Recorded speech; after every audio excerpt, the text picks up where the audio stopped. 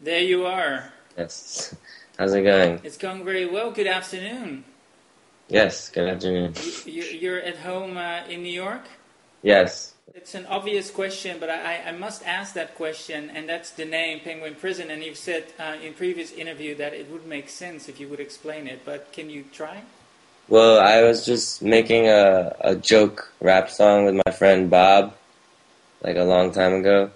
When George W. Bush was the president, we were just making a song about him, just making fun of him. And we were freestyling, and my friend just came up with some strange line. Just, he's a penguin vision. He went to the penguin prison and assumed a penguin position, and he just kept saying it over and over again.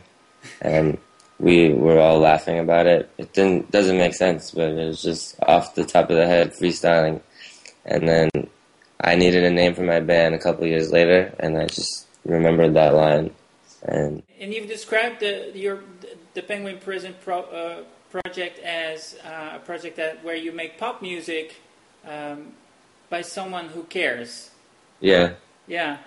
I guess that just means because when people hear pop music, sometimes they think negatively about that, and they imagine sort of frivolous music that isn't about anything, that's just, that can be discarded easily. But I am trying to make pop music that is, has some substance to it. So that's what I say when I mean that. So how did you get started in music? I first started singing in a choir. When I was in junior high school, I was in a gospel choir at this school called Professional Performing Arts School in New York on 48th Street and 8th Avenue.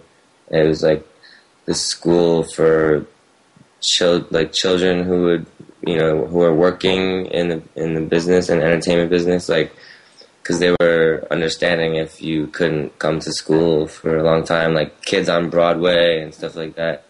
So, and we had this teacher named Aziza who was really, really good. She was a strict disciplinarian, and that's where I learned how to sing, basically.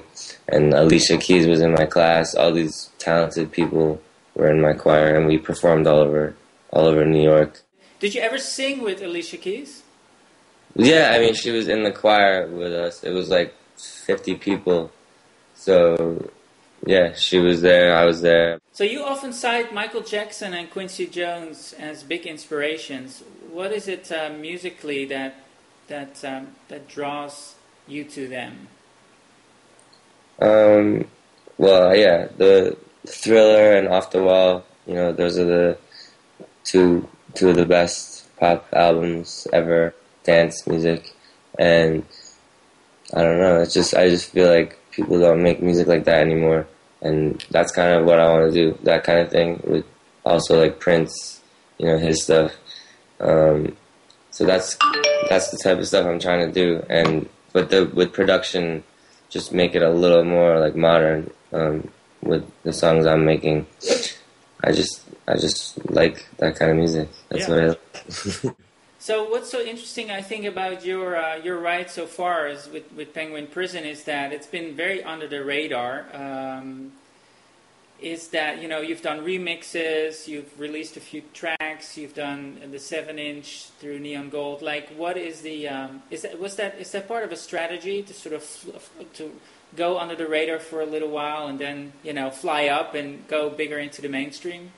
I think it's just I'm trying to do things sort of independently a little bit, and because my music is really poppy, but I also want it to be cool. So I'm just trying to do things without forcing it down people's throats. Really, just let people discover it on their own, and then gradually get bigger.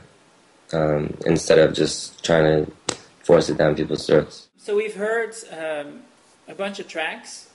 Is there a full album done yet, or are you still working on that? Or are you just taking it song by song at this point? There's a full album done. The album is, similar to the songs that I've released so far, but I think I sort of held back some of the bigger the biggest kind of songs. I didn't release them yet because I'm holding them back.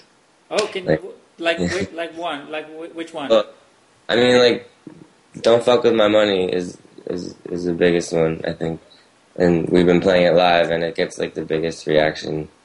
So that one, and also "Multi-Millionaire," which also gets another big reaction when we play live. So those will be on the album, and yeah, a bunch of other ones that people haven't heard. So how long do we have to wait to hear those tracks? That sounds really exciting. Don't keep us waiting for too long.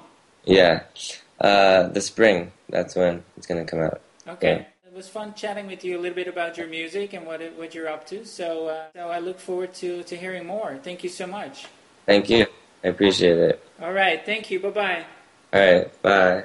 Talk to you later.